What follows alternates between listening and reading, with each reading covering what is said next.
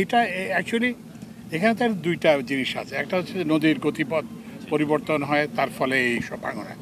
আরেকটা কারণ হচ্ছে যে অবৈধ বালু উত্তোলন। এই যে ড্রেজারগুলো এসে এখানে একটা পাইপ ঢুকায় দেয়, পাইপ ঢুকায় দিলে শুধু যে ওই পাইপ দিয়ে যে আসে তা না, আপনার পাশে দিয়ে আশপাশ দিয়ে পুরো জিনিসটাকে এবং এটা ভেঙে ধসে যায়। তো এই জন্য আমরা জেলা পরিষদ শরীয়তপুর আছে, তো ওনাকে নির্দেশ দেওয়া হয়েছে। ওনারা করেন কি, ওই যে যারা ড্রেজারে কাজ করে শ্রমিক তাদেরকে ধরেন, তাদেরকে ধরে তো কোনো লাভ নাই, তারা তো একটা ইয়ে করেন, মানে একটা বেতনের একটা লেবারের ওয়েজের ভিত্তিতে একটা পারিশ্রমিকের বিরুদ্ধে কাজ করেন।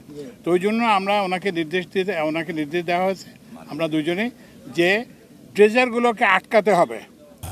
বাংলাদেশের শক্তিশালী থার্মিক স্টিল বা ফেমাস স্টিল লিমিটেড ড্রেজারগুলোকে দখল করে নিতে হবে, ইম্পাউন্ড করতে হবে, এবং সেগুলোকে ইম্পাউন্ড করে এইসব মালিকদের বিরুদ্ধে মামলা দিতে হবে।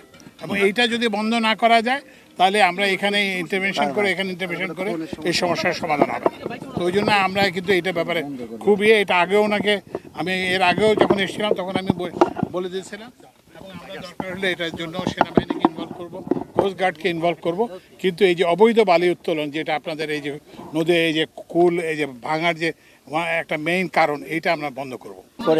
যারা বালু উত্তোলন করে, হ্যাঁ, ওনারা বলে যে জেলা প্রশাসন ওনাদের এই বালু উত্তোলনের কি দিছে, আপনার অনুমতি দিছে, এই দোহাই দিয়ে এরা অবৈধভাবে বালু উত্তোলন করে। না, সেটা আমরা দেখব, সেটাই আমরা দেখব যে উত্তর, এবং যদি কোনো মানে জেলা প্রশাসক যদি এরকম অনুমতি দেন যেটা জনস্বার্থ বিরোধী, তাহলে আমরা সেই জেলা প্রশাসকের বিরুদ্ধে ব্যবস্থা নিই। সেটা শুধু এখানে যে সব জায়গাতে, এবং এই যে এই সেতু বিভাগের সচিব যিনি ওই যে রৌফ সাহেব উনি আছেন, উনি এটা মনিটর করবেন।